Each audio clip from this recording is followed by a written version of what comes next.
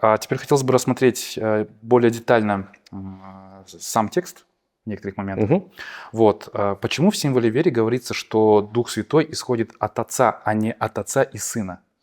Ну, здесь мы с вами пытаемся погрузиться не только в глубину богословских истин, но Мгм. и скажем так, в полемику, которая существовала в церкви, потому что богословие церкви часто развивалось благодаря тому, что появлялись какие-то заблуждения. То есть, если есть заблуждение, Так. то надо давать какой-то ответ на эти заблуждения. Ну и, соответственно,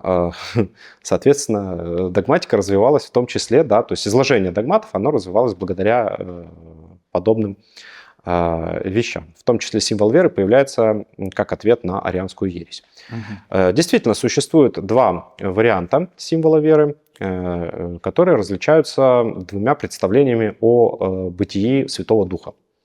Один вариант, тот, который исповедует православная церковь, Мгм.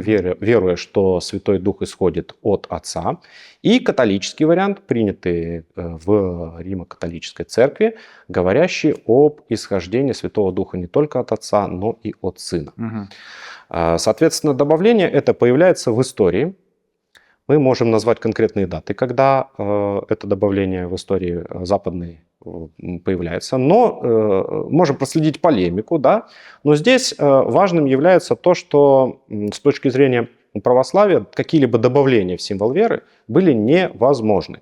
И католицизм здесь не прав, изменяя Ага. текст символ веры, во-первых. А во-вторых, если уж касаться бытийства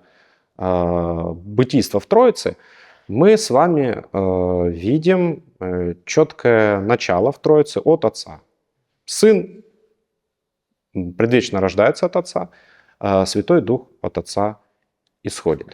Но, читая отрывки Священного Писания, мы видим, что Господь, в частности, Евангелие от Иоанна, говорит о том, что Дух Отца, которого я пошлю вам, и другие отрывки, на что опираются католики, все-таки говорят об участии Сына в Мгм. исхождении Святого Духа, но, естественно, не о причинном исхождении, Так. потому что Святой Дух исходит только от Отца.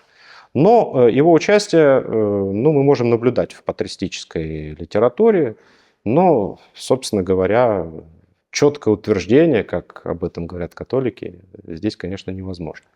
Поэтому две традиции исхождения, две традиции понимания исхождения Святого Духа, но православная церковь держится той традиции, которая была изначально, говоря о том, что Святой Дух предвечно исходит только от Отца и имеет свое бытие свое от Отца.